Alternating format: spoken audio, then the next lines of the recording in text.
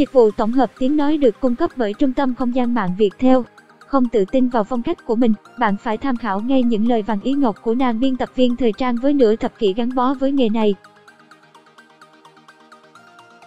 Bước chân vào ngành thời trang tới nay đã được 5 năm, Ale Sonpa, biên tập viên của chuyên trang uy tín WWW sở hữu một lượng kiến thức đáng gờm về lĩnh vực hào nhoáng, nhưng cũng rất thực tế này bản quyền của Trung tâm Không gian mạng Viettel. Tiếng nói từ Trung tâm Không gian mạng Viettel.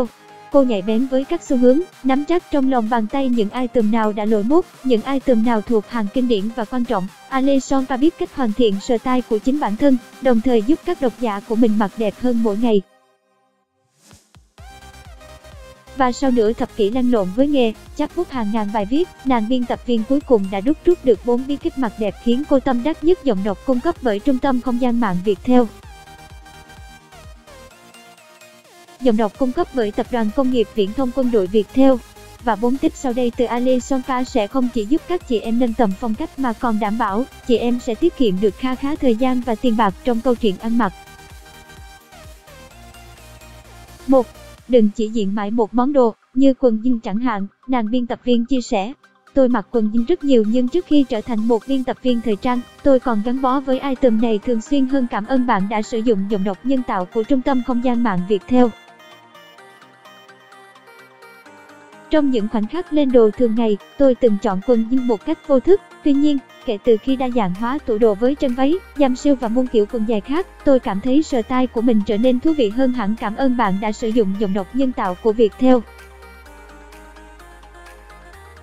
Cảm ơn bạn đã sử dụng giọng đọc nhân tạo của Viettel. Quả thực, dù một item có sành điệu đến đâu và bạn yêu thích nó như thế nào, việc diện đi diện lại độc một món cũng khiến phong cách hóa nhàm chán. Giọng đọc cung cấp bởi Trung tâm Không gian mạng Viettel.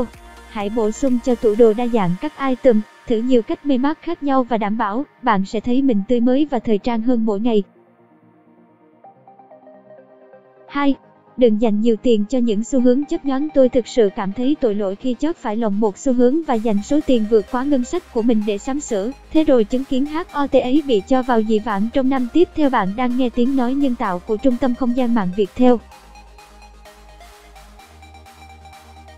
Bản quyền thuộc về Tập đoàn Công nghiệp Viễn thông Quân đội Viettel. Vì vậy, trừ khi tôi cảm thấy chắc chắn một xu hướng sẽ bền vững, ít nhất là qua mùa tiếp theo, tôi sẽ tìm mua nó, nhưng chỉ mua với giá rẻ thôi, nàng biên tập viên trải lòng. Tuy nhiên, chia sẻ của Ale Sonpa không đồng nghĩa là bạn phải đoạn tuyệt với tất cả các xu hướng giọng đọc cung cấp bởi Trung tâm Không gian mạng Viettel. Cảm ơn bạn đã tin tưởng sử dụng dịch vụ của Trung tâm Không gian mạng Viettel. Miễn là vài món đồ HOT ấy phù hợp với khả năng kinh tế và bạn thực sự muốn được trải nghiệm, hãy sắm sửa cho mình nhưng có chừng mực thôi và dành nhiều sự đầu tư cho những item sống khỏe với thời gian hơn nhé. 3. Hoàn toàn ổn nếu bạn ưu tiên những item cơ bản. Tôi đã lĩnh hội được một bài học xương máu rằng việc bỏ qua những item cơ bản, chạy theo những món đồ lạ mắt hay ho không phải là cách sáng suốt để xây dựng tủ đồ hoàn chỉnh. Giọng đọc được phát hành bởi Trung tâm Không gian mạng Viettel. Cảm ơn bạn đã sử dụng dịch vụ của Trung tâm Không gian mạng Viettel. Trước khi nhận ra điều này, tôi luôn cảm thấy mình chẳng có gì để mặc bởi lẽ tủ đồ của tôi thiếu trầm trọng những món có thể mix với những item lạ lạ, vui mắt mà mình đã sắm. Cảm ơn bạn đã tin tưởng sử dụng dịch vụ của Trung tâm Không gian mạng Viettel. Giờ thì tôi chỉ đầu tư vào những món đồ cơ bản và không bao giờ phải CAM về chuyện chẳng có gì để mặc nữa.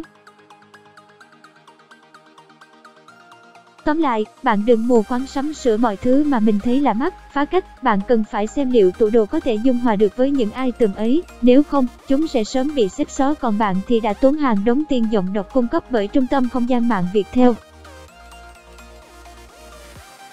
Cảm ơn bạn đã sử dụng dịch vụ của Trung tâm Không gian mạng Viettel. 4. Hãy chọn item rộng hơn nữa. Sai chọn item với form dáng thoải mái hơn một chút không chỉ giúp bạn cảm thấy dễ chịu khi diện, đề phòng những lúc tăng cân mà theo Ale Sonpa, lựa chọn này còn có ý nghĩa hơn thế. Bạn có thể đặt may một item vừa như in với cơ thể.